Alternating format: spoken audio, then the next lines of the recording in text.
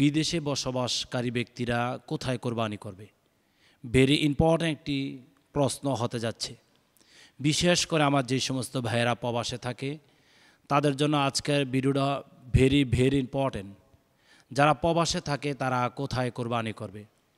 আমরা বিশেষ করে যেই জায়গাতে গিয়ে আমরা ভুল করে থাকি সেটা হচ্ছে, একজন ব্যক্তি ইয়র্কে থাকে, একজন ব্যক্তি ইউএসএ থাকে, একজন ব্যক্তি পৃথিবীর যে কোনো রাষ্ট্রেতে থাকে, সে তার নিজের গ্রামে নিজের বাড়িতে কোরবানি দেওয়াটাকে সে স্বাচ্ছন্দ্য বোধ করে, সে আনন্দ বোধ করে।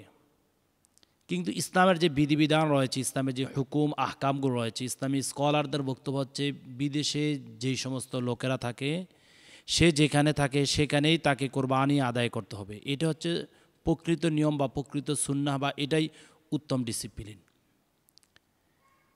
কেননা সে যেই রাষ্ট্রে থাকে ওই রাষ্ট্রে সে কোরবানি করবে। কোরবানি করলে কি হবে, সে রাষ্ট্রে সেখানেও কিছু গরিব থাকতে পারে, অসহায় মানুষ থাকতে পারে, হতদরিদ্র মানুষ থাকতে পারে, তাদের কিছু এহসান হবে, তাদের কিছু উপকার হবে। একদিকে সওয়াবও হলো, আবার সে দীর্ঘদিন ওখানে থাকার কারণে কিছু প্রতিবেশীও তার সৃষ্টি হয়েছে, প্রতিবেশীও তার তৈরি হয়েছে, কিছু বন্ধুমহলও তার তৈরি হয়েছে, তাদেরকেও কিছু কোরবানির গোস্ত হাদিয়া তারা দিতে পারলো। সেটার একটা সুন্নাহ বা সেটা একটা রীতিনীতি সেখানে বিদ্যমান থাকলো।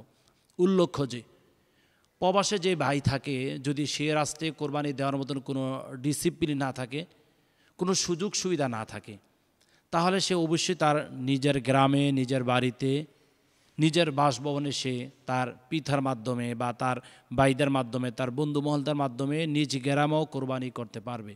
কিন্তু উত্তম হচ্ছে সে যেই কোনো রাষ্ট্রে থাকুক সেই রাষ্ট্রেই তাকে কোরবানি দেওয়ার বিধান এবং হুকুম, এবং এটা হচ্ছে উত্তমময় পন্থা।